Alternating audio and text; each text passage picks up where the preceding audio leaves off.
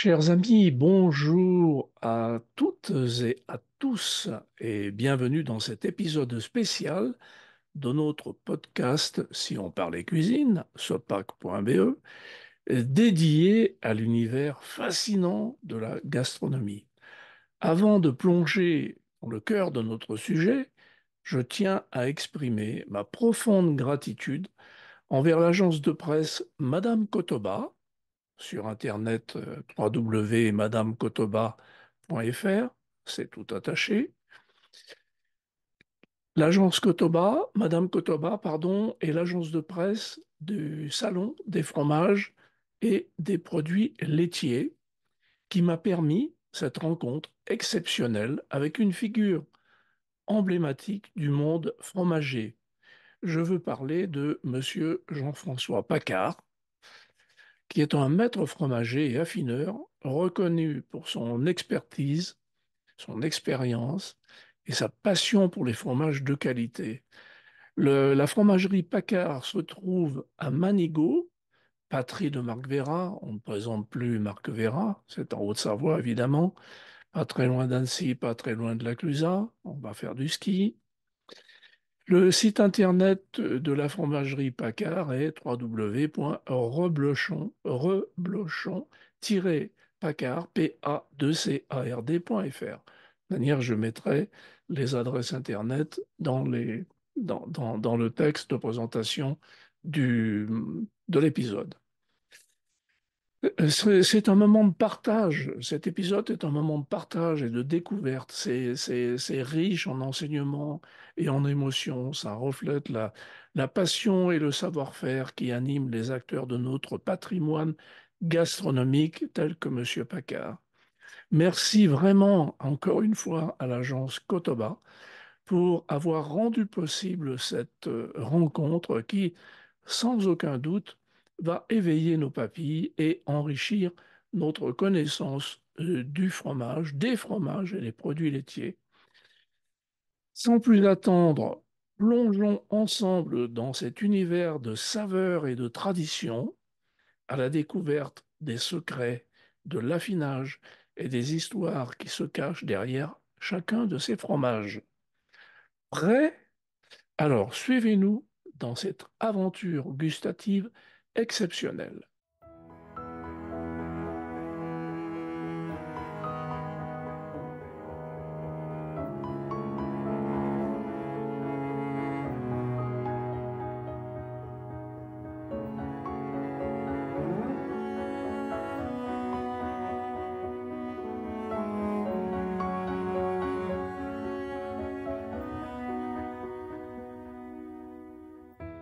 Monsieur Paccard, je vous remercie de m'accueillir dans votre fromagerie. Mais je vous en prie, avec plaisir. Je remercie l'agence de presse Madame Kotoba, qui est l'agence de presse du Salon des fromages et des produits laitiers. Merci beaucoup.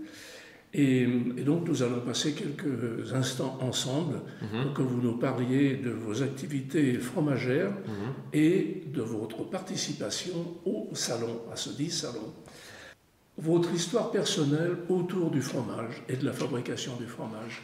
Alors, mon histoire personnelle, moi en tant que Jean-François Paccard ou l'entreprise Enfin, c'est intimement lié. Hein. Oui, j'imagine, hein, Paccard, et puis bon, les fils sont dans l'affaire, j'imagine. Hein. Voilà, donc en fait, la société Joseph Paccard a été créée par nos parents, dont Joseph, mon papa, en 1990. Notre papa avait déjà tout un historique dans le fromage, puisqu'il a été tout au début fabricant, éleveur.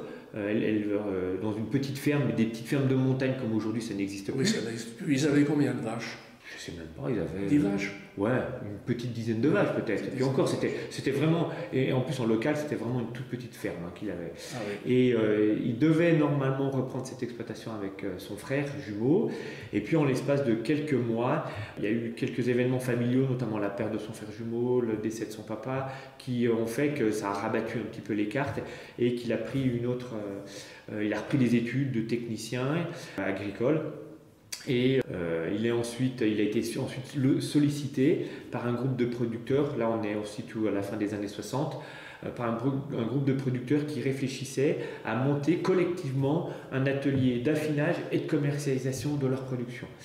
Et donc il a été à la tête de cet atelier collectif qui s'appelle la COP de Thônes, qui existe toujours, hein, donc de sa création en 71 jusqu'en 89. En 89, le papa y a été licencié et en 90, il s'est remis à son compte sous sa propre structure, aux côtés de ma maman et sous le chalet familial. Et à cette époque-là, donc là on est on est en 1990. En 90, moi j'ai 17 ans, mon frère a 16 ans, on est au lycée à Thônes. Thônes c'est 5 km de Manigot, on rentre tous les soirs, donc vous imaginez bien qu'on est facilement... Voilà, on participe de gré ou de force, hein, oui, de gré ou de force, à la naissance et à la développement de cette petite structure qui était toute petite donc au départ. Hein. Mon père a démarré tout seul avec ma maman. Au bout d'une année, il y a eu un premier salarié. Au bout de 2 ans, il a refait une cave. Enfin, ça s'est fait tranquillement, sereinement. Et donc là, voilà comment l'entreprise s'est créée. D'accord. Oui, c'était le lot des garçons qui étaient là avec les parents de travailler à la ferme. Ça coulait de source. Oui, alors donc nous on n'avait pas de ferme, hein, mais disons, c'est tout comme. Parce que ça se fait sur le lieu d'habitation en fait. Hein. Oui. Oui, donc vous avez très jeune connu toutes les étapes de fabrication du reblochon. Oui, tout à fait. C'était l'autre question que je voulais vous poser. Est-ce que vous pouvez nous expliquer le processus d'affinage du reblochon? Alors, la particularité... Et ce qui le rend, voilà, la particularité, ce qui le rend unique. Voilà. Alors, si vous voulez, la particularité de notre métier, donc nous sommes affineurs de fromage fermier, c'est-à-dire que nous, on ne fabrique pas. On collecte les fromages dans les fermes. C'est aussi une particularité en local et c'est souvent assez répandu quand même dans les zones de montagne où le fromage est fabriqué directement par le producteur avec le lait de son propre troupeau sur son lieu d'exploitation, sur l'exploitation. Et ce qui se rencontre aussi assez fréquemment, c'est que n'ayant pas forcément la main-d'œuvre, le temps, les locaux pour affiner les produits, eh bien, il y a une grosse majorité de ces producteurs qui confient cette particularité de vieillissement des produits, de maturation des produits, ils confient ça à des spécialistes, à des gens qui vont, en gros, comme nous, qui vont faire que ça. Voilà.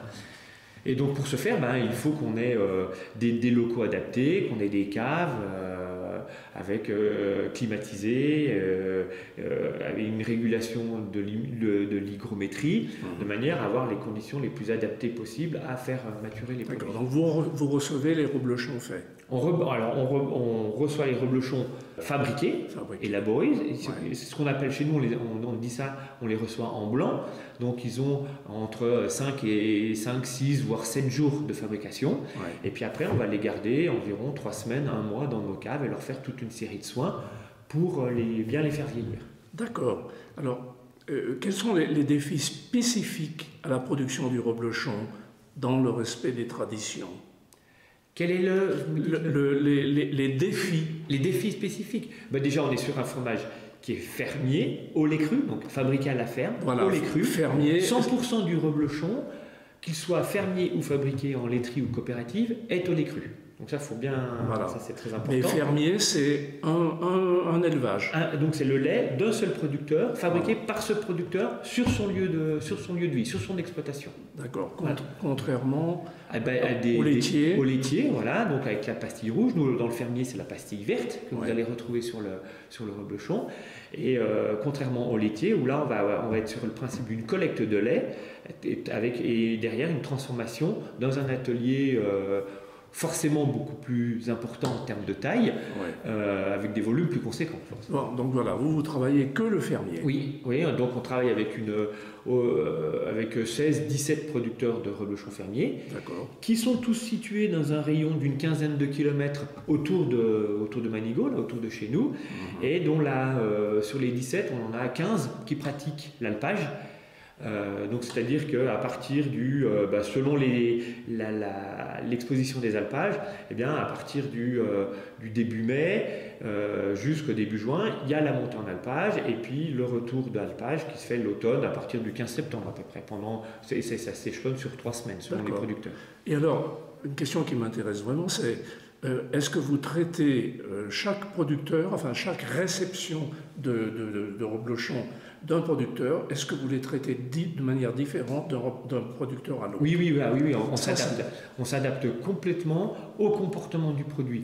Et d'ailleurs, ça nous demande pas mal de boulot parce qu'il faut sans arrêt être derrière le produit, le surveiller. Et en fait, c'est notre affinage qui s'adapte au produit, c'est pas le produit qui doit s'adapter à notre type d'affinage. On a, si vous voulez, on a une marque de fabrique. On a d'ailleurs des producteurs qui nous livrent à nous et à d'autres confrères. Et au final, on reconnaît le reblochon qui sort de chez Paccar par rapport à un qui va sortir d'un autre établissement. Mais ceci dit, chaque producteur a sa particularité qui va être liée à son mode d'élevage du troupeau, à l'alimentation, le coup de main, les locaux. Enfin, il y a tout un tas de paramètres qui font qu'un reblochon va être différent d'une ferme à l'autre. Et nous, par notre affinage, on va essayer d'exacerber ces différences, ce qui va nous donner une richesse finalement.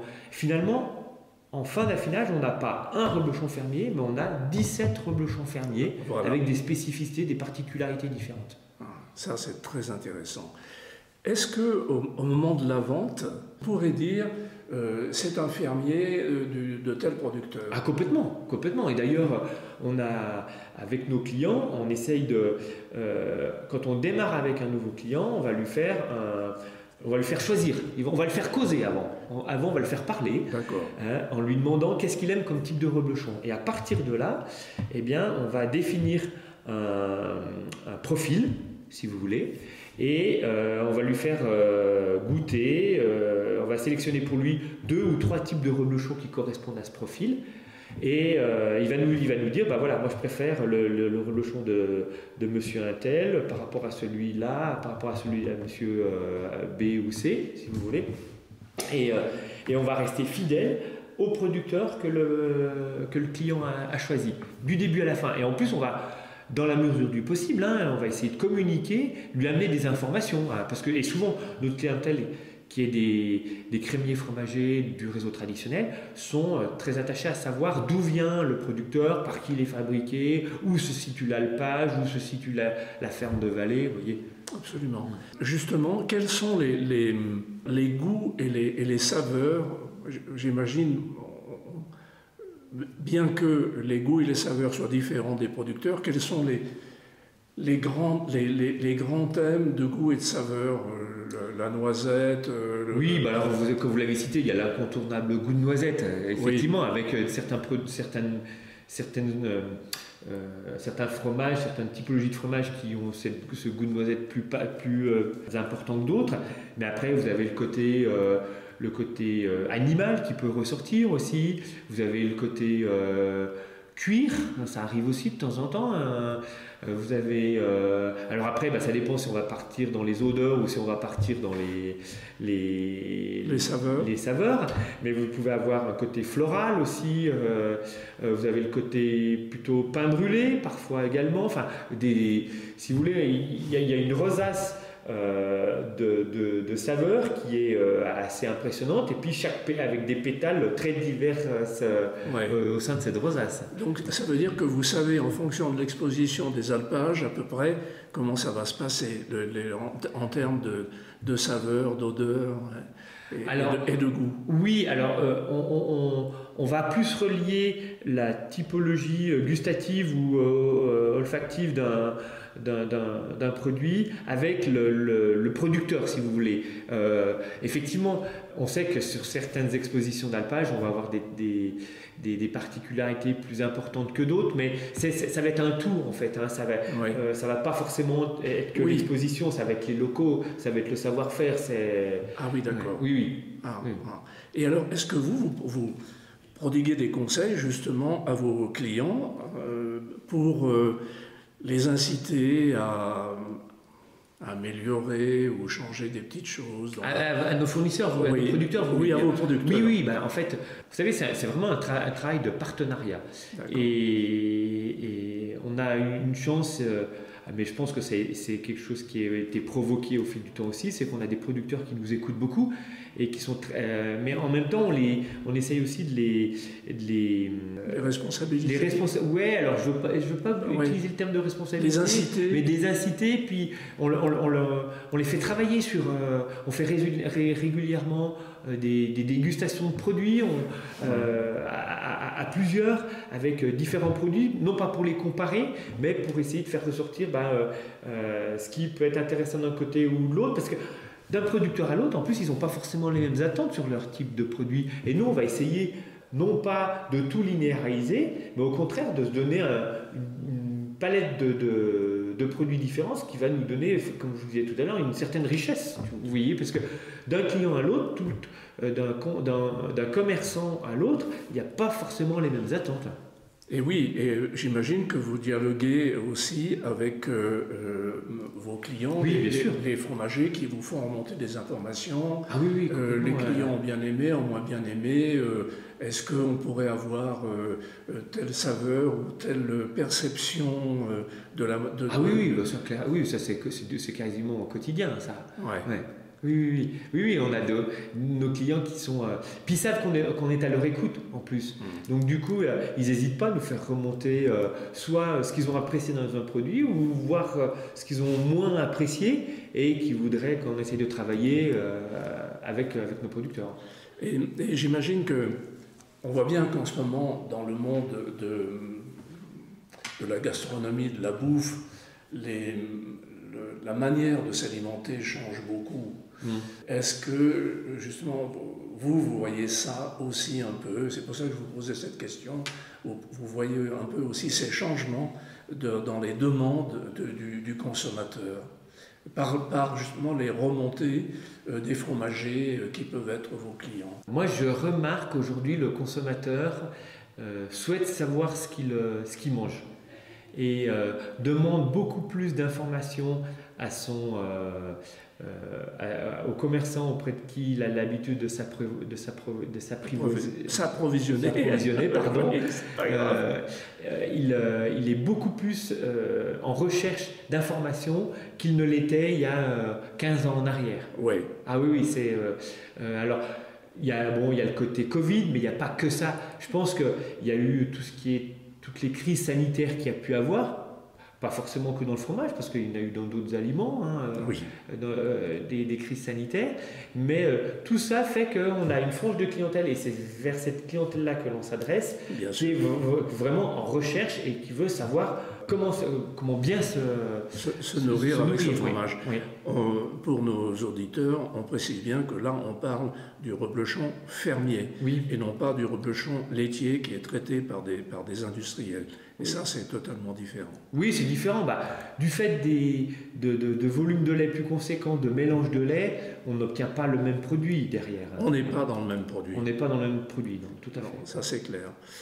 Est-ce qu'il y a eu des innovations récentes dans le processus de fabrication ou de l'affinage que vous avez adapté, ou la manière d'affiner, et depuis que vous êtes dans le métier, est invariable parce qu'on a ses repères, on sait comment les choses se passent? Alors, il y a des choses qui sont invariables et d'autres où on a été obligé d'évoluer aussi.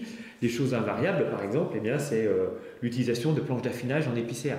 Ça, c'est quelque chose qui est propre à la maison Pacard. Très peu de mes confrères le font, et ça, c'est invariable. Alors, si vous voulez bien développer un petit peu. En fait, si vous voulez, pour affiner nos produits, au bout de 5 jours, on les met sur des planches d'affinage qui sont en épicéa. L'épicéa, c'est le sapin, c'est celui qu'on c'est ton arbre d'ici. C'est l'essence locale, effectivement. Donc finalement, on n'a rien inventé. On a simplement reproduit ce qui se faisait de bien il y a 20, 30, 40, 50, 60 ans en arrière. Et par contre, on est très très attentif à la façon dont cette essence de bois est à la fois collecté par le scieur, collecté par le bûcheron, débité par le scieur, et la façon dont nous, derrière, on va entretenir ces planches. D'accord. En fait, on a un petit cahier des charges informel, hein, mais qui est un cahier des charges quand même, avec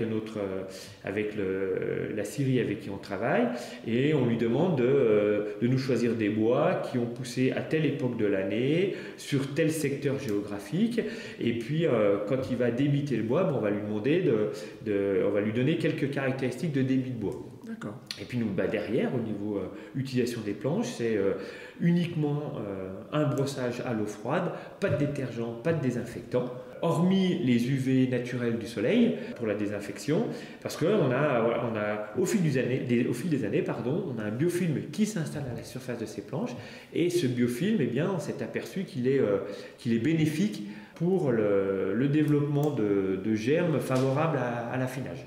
Et puis de germes, mais d'ambiance, de levure, enfin tout un tas d'écosystèmes qui est à la surface de ces planches et qui va permettre de bien affiner le produit. Ah, très bien. Alors ça, on va dire, c'est quelque chose qui est un peu immuable. Par contre, on a été également, pour répondre à votre question, obligé d'évoluer, et parce que, par exemple, au niveau de la production, la transformation, les laits sont de plus en plus propres. Donc du coup, les producteurs ont eu de leur côté été obligés de s'adapter, soit en sélectionnant des souches de ferments peut-être plus actives, ou alors plus endogènes que ce qui pouvait être utilisé avant, quand il n'y en avait même pas du tout de ferments qui étaient utilisés. Et puis nous, à notre niveau de l'affinage, aujourd'hui on a des caves qui sont... on a essayé de reproduire des modèles anciens, mais en adaptant un petit peu d'innovation avec bien sûr la climatisation, ça va de soi, mais également avec un apport d'hygrométrie. Et je vois, on constate depuis plusieurs années le dérèglement climatique obligeant, il faut être très très vigilant sur ces caractéristiques d'affinage. Ah oui, vous voyez les agissements, si on peut dire, du dérèglement climatique. Oui, on est obligé d'ajuster les paramètres, et je vois, on a encore une discussion avec quelques producteurs il y a quelques semaines en arrière. Même au niveau chez le producteur, il va falloir s'adapter à ces dérèglements. Ouais. Sans doute. Ça veut dire que dans vos caves, est-ce que vous traitez par producteur? En fait, est-ce que vous avez des espaces? Non, alors on va pas forcément avoir des espaces propres à certains producteurs. Par contre, c'est les soins que l'on va faire sur les produits qui vont être spécifiques. Ah oui. Mais ça, c'est l'empirisme qui va nous guider, en fait. C'est l'expérience. C'est l'expérience. Ouais. D'accord. Ouais. Ces processus, ces soins que vous donnez en quelques mots, c'est quoi? Vous savez, c'est simple. Hein. C'est beaucoup de retournements, des retournements de produits, retournement de planche, changement de planche, et puis des soins humides aussi. Donc c'est ce qu'on appelle entre guillemets un mouillage. C'est pas un lavage.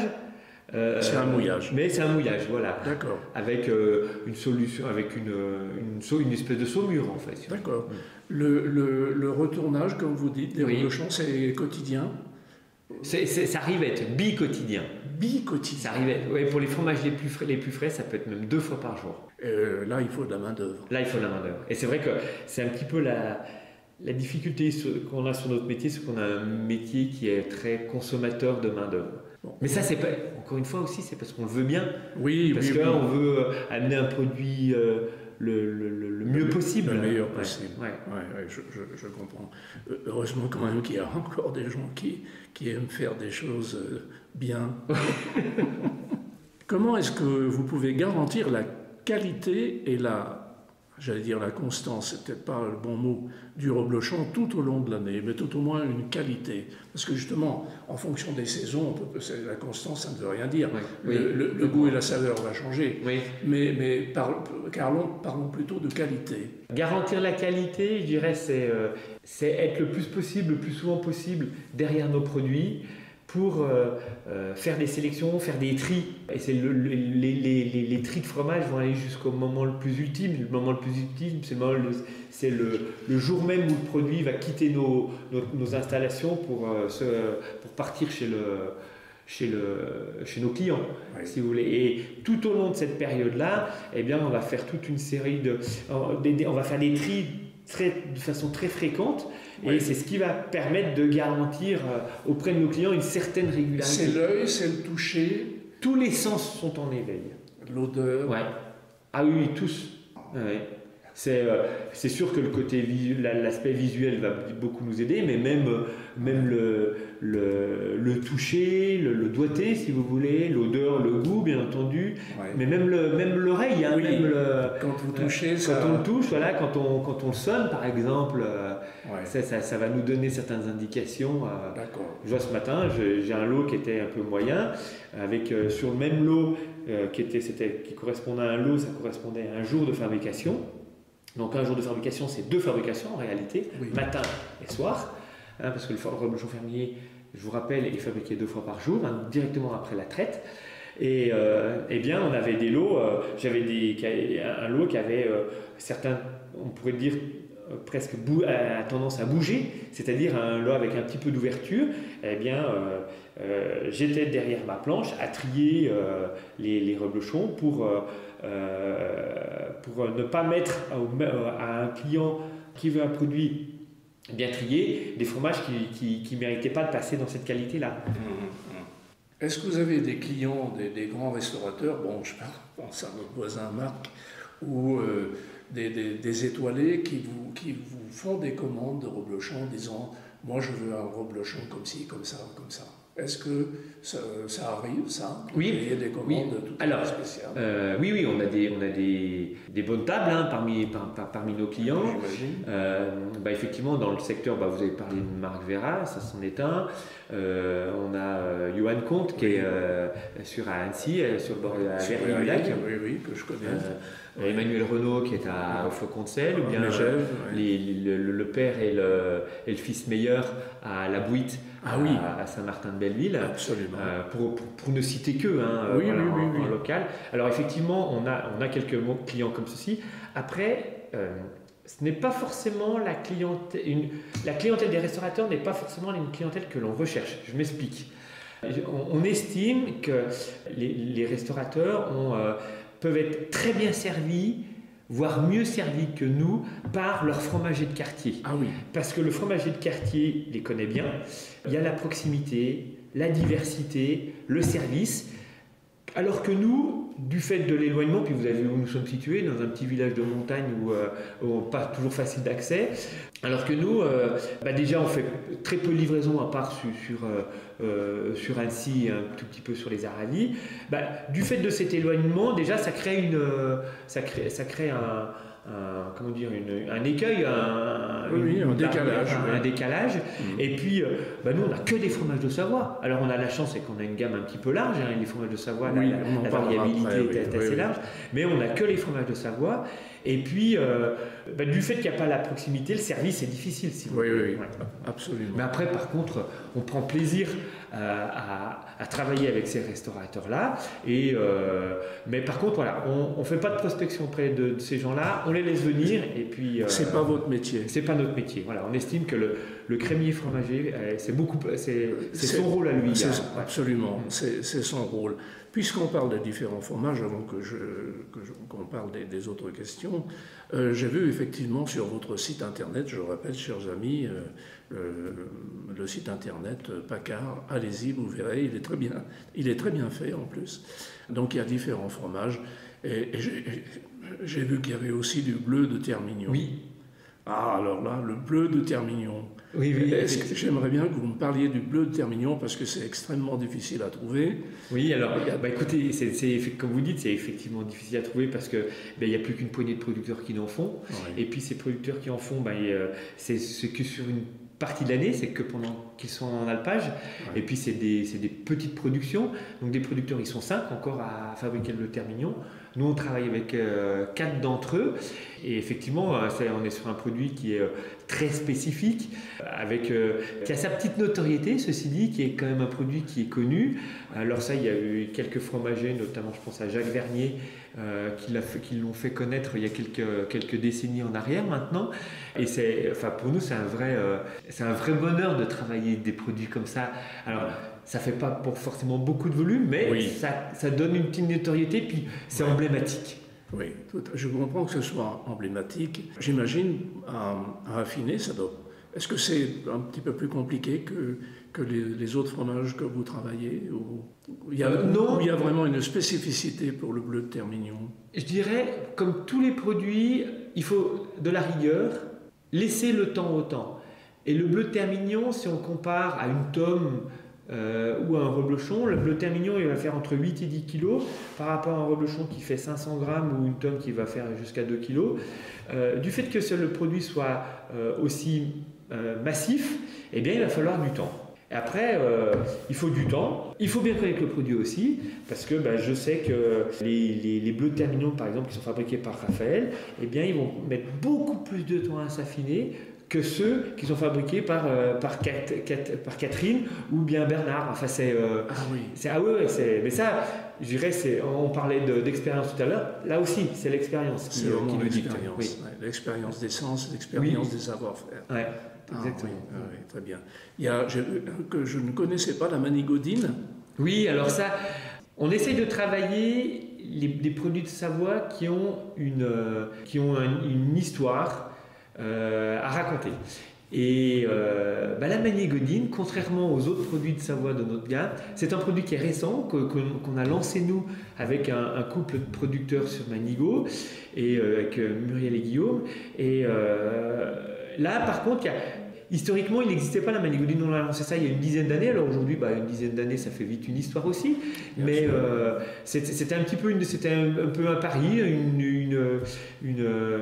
un challenge qu'on s'était lancé entre des clients et puis le producteur et nous pour mettre en place un produit qui n'existait pas forcément dans notre secteur en fait.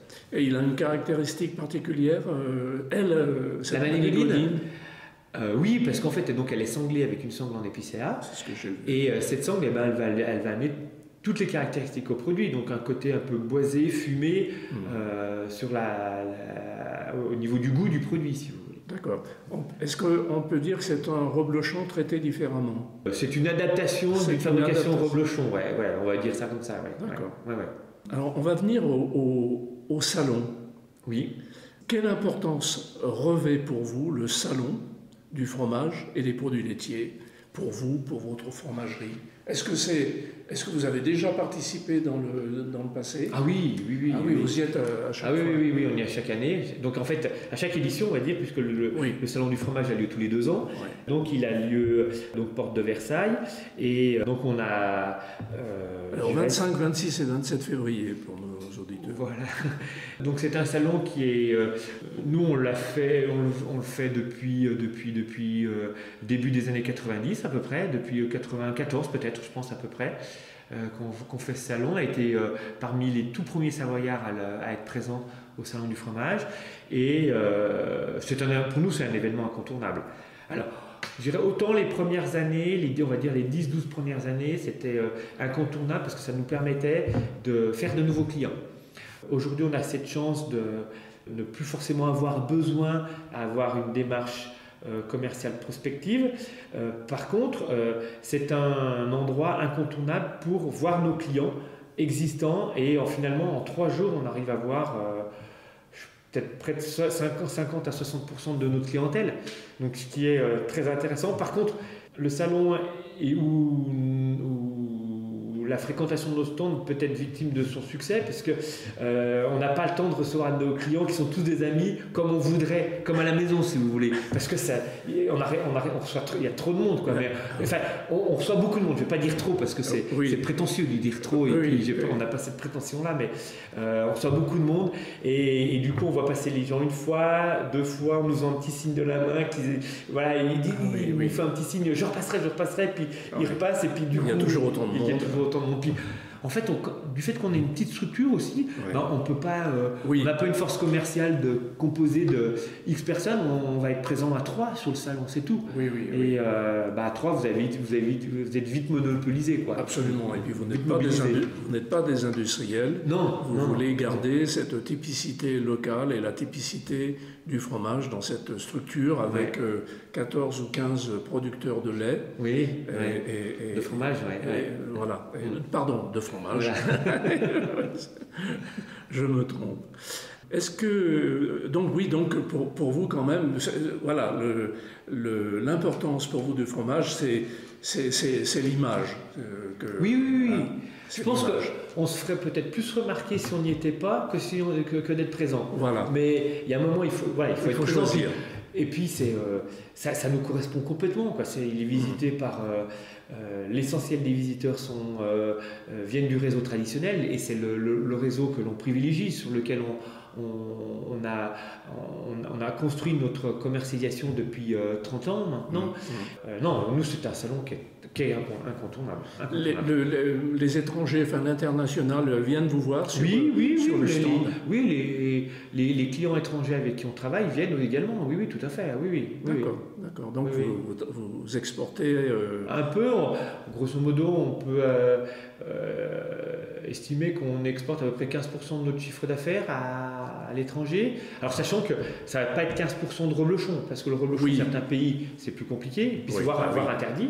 Mais sur l'ensemble de notre gamme de produits, oui, je pense à peu près qu'on a 15% de notre volume qui part à l'étranger.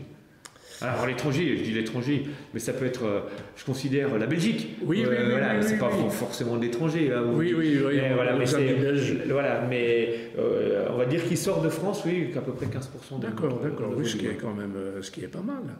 Alors on va venir du côté des consommateurs. Est-ce que vous avez des conseils pour le consommateur sur la meilleure façon de conserver et de savourer le reblochon?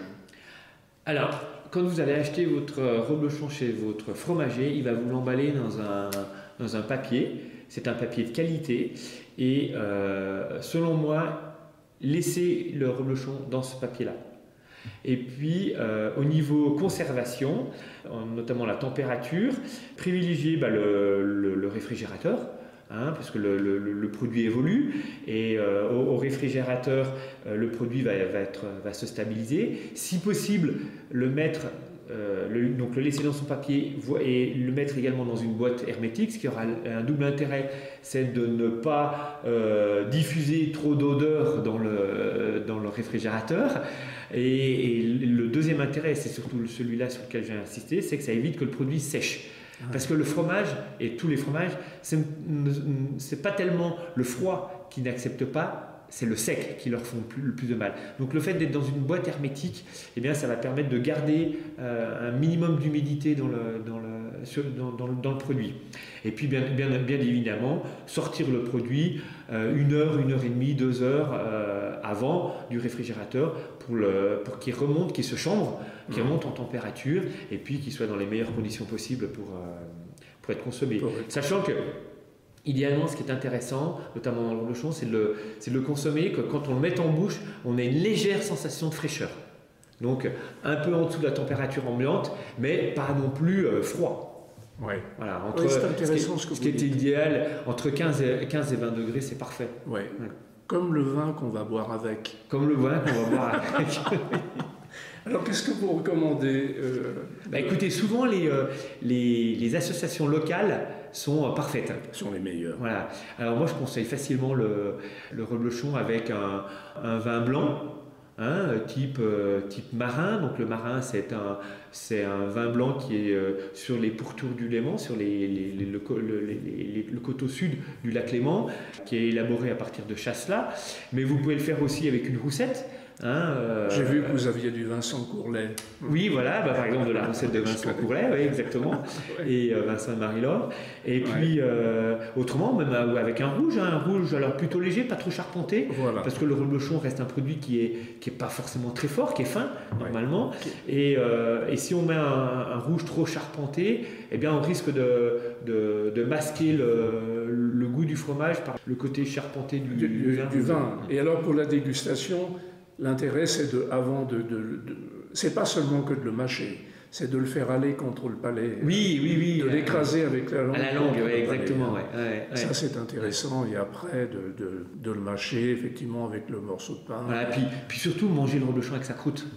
Alors très important, mesdames, messieurs, chaque fois que j'ai des invités, ils enlèvent la croûte. Je dis, mais non, mais c'est pas possible, manger avec la croûte sur le reblochon. Oui, surtout, nous on essaye de faire un gros travail sur la croûte, de manière à la voir la plus fine possible, qu'elle soit pas trop épaisse, et surtout que ce qui est le meilleur dans le reblochon, c'est juste sous la croûte. Donc si on enlève la croûte, on risque d'enlever le meilleur du reblochon. Donc, bien sûr, faut garder, au moins dans nos reblochons, il faut garder la croûte. Mais bien sûr. Restons dans le domaine culinaire. Est-ce que vous imaginez des associations culinaires avec vos reblochons? Un pain de campagne, tout simplement.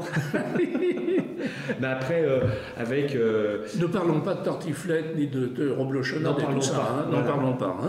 Mais voilà, si on reste dans le domaine d'un bon repas, sans forcément parler de gastronomie, mais quand même d'un bon niveau de cuisine, avec des gens qui savent cuisiner, qui savent apprécier les choses, avec quoi est-ce que...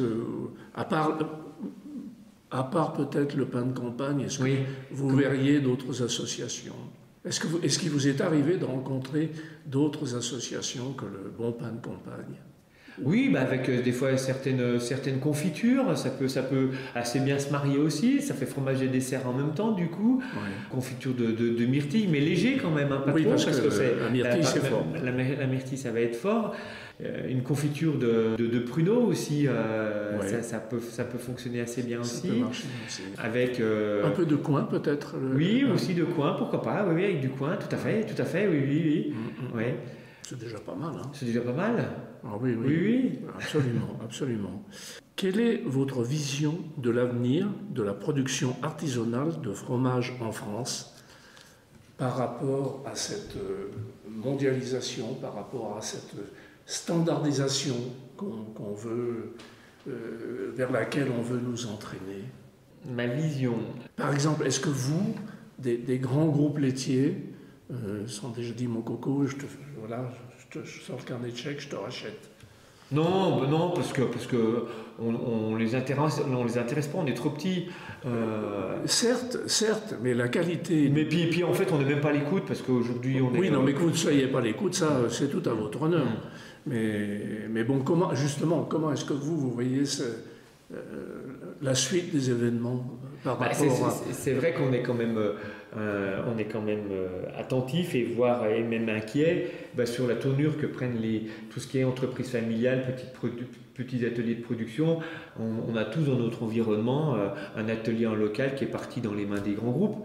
Et alors si c'est pour maintenir l'atelier et que l'atelier puisse survivre, c'est louable. Mais est-ce que c'est vraiment ça C'est pas vraiment leur but. C'est pas vraiment leur but. Voilà. Ou alors c'est de dire vraiment cet atelier, cette fromagerie, cet affineur fait des produits d'exception. Donc on continue les produits d'exception pour la marque, pour la gamme et pour le haut de gamme. Oui. Après, je pense quand même qu'il y a quand même cette volonté-là. J'espère pas être trop naïf. Des entreprises, même nous ici en local, ou voire plus loin, qui ont été repris, puis ils maintiennent quand même. Ils maintiennent quand même. Ouais. Après, par contre, c'est certainement des entreprises aussi. Ces grands groupes ont une vision à long terme. Alors, est-ce que ce n'est pas attraper des volumes de lait, des volumes de fromage, et puis après et faire la main basse sur tout? Je sais pas. En tous les cas, moi, ce qui m'inquiète, c'est plus au niveau de la production fermière. Alors, je suis pas trop inquiet sur les 15 prochaines années, notamment nous dans notre secteur, mais au-delà de cette 10-15 ans, je suis un petit peu plus inquiet. Le métier de producteur à la ferme est un métier qui est compliqué, qui demande beaucoup de présence, beaucoup de temps, qui est aussi pas toujours facile, assez pénible. Et cette pénibilité, aujourd'hui, elle pèse sur les métiers. et sur ces métiers de production. Et autant, je dirais, il y a 20 ans en arrière, les jeunes qui reprenaient les exploitations, ils avaient l'aide des parents, ils avaient toujours un oncle, une tante qui traînait pas loin et qui était une main-d'œuvre facile, bon marché pour donner des coups de main. Aujourd'hui, c'est plus tout à fait ça, les exploitations ont disparu, tout le monde s'est éloigné un petit peu de la production et du coup les producteurs qui vont s'installer dans les années à venir, il va falloir qu'ils soient courageux et j'ai pas la solution, mais il va falloir vraiment travailler pour les accompagner. Oui, parce qu'on parle par exemple le Roquefort ou le Camembert, ce sont des produits qui sont menacés aussi aujourd'hui. Oui, mais toutes les petites productions, toutes les productions artisanales sont menacées. Hein. Ouais. Pour terminer notre entretien très, très riche, j'aimerais que vous reveniez, que vous disiez à nos auditeurs, est-ce une fable, Robe-le-Champ, Robe lâchée? L'idée, la légende, alors c'est peut-être pas une légende, dit qu'il y avait une première traite, et puis une fois que le patron était passé, le propriétaire de l'alpage était passé, on refaisait une autre traite. Écoutez, avec un lait plus riche. Alors, moi, ça, je l'ai jamais connu, vous imaginez bien. Oui. Mais est-ce que c'est vrai? Aujourd'hui, des gens qui ont connu cette histoire, je ne pense pas que ça en reste beaucoup. Mais je pense qu'il y a un fond de vérité. Puis vous savez, les paysans sont des gens qui sont malins. Le fait de traire complètement une vache quand il y avait le jour de l'évaluation de la location, ça paraît complètement plausible. Et de retraire la vache une fois que le propriétaire de l'alpage est parti, moi ça me quelque chose de tout à fait envisageable et plausible. Oui, effectivement. Et donc que le produit tire son nom de cette fraude, c'est clair. N'en doutons pas. N'en doutons pas, voilà. Eh bien, écoutez, M. Bacquart, je vous remercie infiniment pour cet entretien merci à vous. Riche, et j'espère que nos auditeurs iront vous voir sur le salon, mais vous avez déjà beaucoup de monde. Mais enfin, allez-y quand même. Oui, avec grand plaisir. Oui. Avec grand plaisir, on les recevra. Autour d'une petite roussette ou d'un petit marin. Voilà, une petite dégustation. Voilà. Merci, M. Bacquart. Merci à vous, M. Carat.